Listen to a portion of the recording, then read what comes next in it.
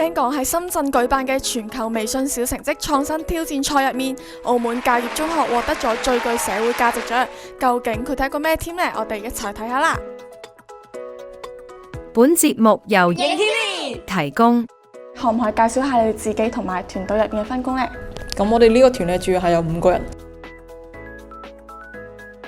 我主要負責係成個小程序嘅編寫，以及以後嘅錯誤 debug， 以及說明書以及論文嘅編寫。咁我就係硬件嘅部分啦。咁我喺當時就微信小程序就有份硬件去測試，跟住令佢裁判去判斷呢個小程序係咪一個好合適去俾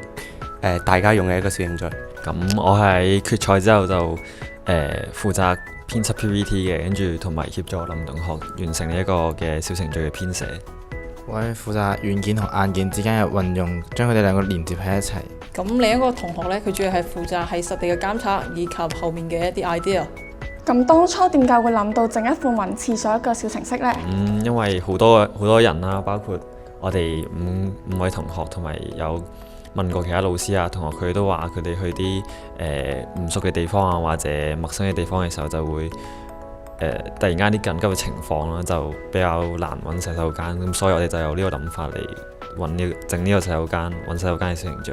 咁其實我哋發現咧，其實揾公廁咧係一個內地遊客通常嘅痛點。咁我哋就根據呢個痛點咧去做一個小程序去解決呢個問題。咁我哋而家小程序仲係測試階段啦，我哋就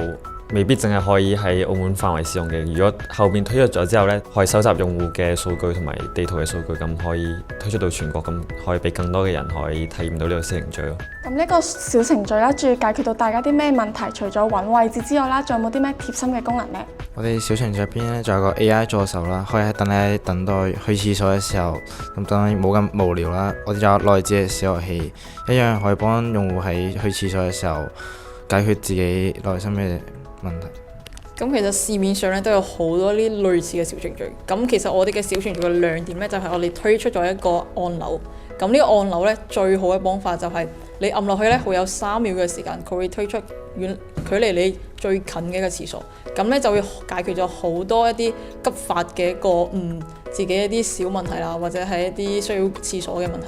有冇專門調研過澳門同埋內地公廁嘅分佈呢？邊一啲區域係最難揾嘅？我哋通過網上嘅資料搜集啦，同實地嘅調研結果發現，澳門嘅某啲老城區嘅街區係好難揾到廁所，比如官也街啲著名景點，佢哋嘅公廁有時候係好隱蔽啦，或者比較難尋找。調翻轉啦，咁可能我哋澳門居民喺前往內地嘅方面就亦都會比較難揾個洗手間嘅問題，咁我哋就可以調翻轉後面正式版上線咗之後呢，咁我哋就會結合內地嘅洗手間，就會可以等我哋去內地嘅時候都可以揾到洗手間。咁你哋都係高2同埋初3嘅學生啦，平時學業都好繁忙，咁你哋係點樣分配呢個時間去製作呢個小程式呢？咁其實未來我哋都迎接嘅係保送啦，呢啲學業上嘅問題啦。咁其實都係比較困難嘅，比較多啲精力去分配喺呢啲做小程序嘅時間啦，同埋一啲學習嘅時間。咁我初3就會迎嚟一個升高中嘅事啦。咁喺比賽前嗰階段啦，咁我哋就5個人一齊就好落力咁去揾好多時間啦，去好落力去修改個小程序啦，將呢個小程序變得更美好啦，同埋更完整。咁喺做呢個小程序入面啦，你哋遇到嘅最大困難係啲咩？困難方面有硬件同軟件方面啦。咁軟件方面我自己就覺得係關於一個雲端嘅數據平台。當一個用戶係添加洗手間之後啦，經過管理員嘅審核，然之後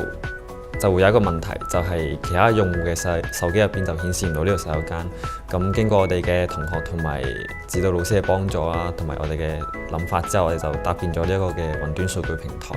咁就可以令到當一個用戶添加完洗手間之後，其他用戶嘅手機入邊都可以顯示到出嚟。咁喺硬件方面啦，當陣時嘅最大難點啦就係小程序同埋喺硬件之間嘅連接啦。咁喺最初時候啦，硬件同小程序方面就會有一個延遲。咁我哋通過一個硬件嘅改進啦，令到硬件同埋小程序之間嗰個延遲去大幅減少，去俾用嘅人啦有一個更方便嘅體驗。咁未來升學方面啦，你哋會唔會繼續往科創同埋城市服務方面去發展呢？未來啦，我哋4個都會向住推動智慧城市化呢個目標而努力。唔單止係微信小程序呢個比賽咁，係其他關於科創啊、創新科技之類嘅比賽，亦都會繼續參加啊，亦都可以希望以後為智慧城市貢獻到一份力量。咁喺呢一次獲獎啦，你哋最想感謝嘅人或者係資源係邊個呢？咁首先最重要就係感謝騰訊呢個微信小程序呢個平台啦，咁俾我哋呢個舞台俾我哋展示自己，咁就攞到我哋呢個嘅一等獎啦。之後就要感謝我哋嘅指導老師啦，同埋我哋幾位嘅同學。咁指導老師又幫助我哋好多嘅，咁我哋有困難嘅時候呢，咁佢哋我哋嘅老師就會幫我哋一齊諗辦法，咁解決呢個嘅問題咯。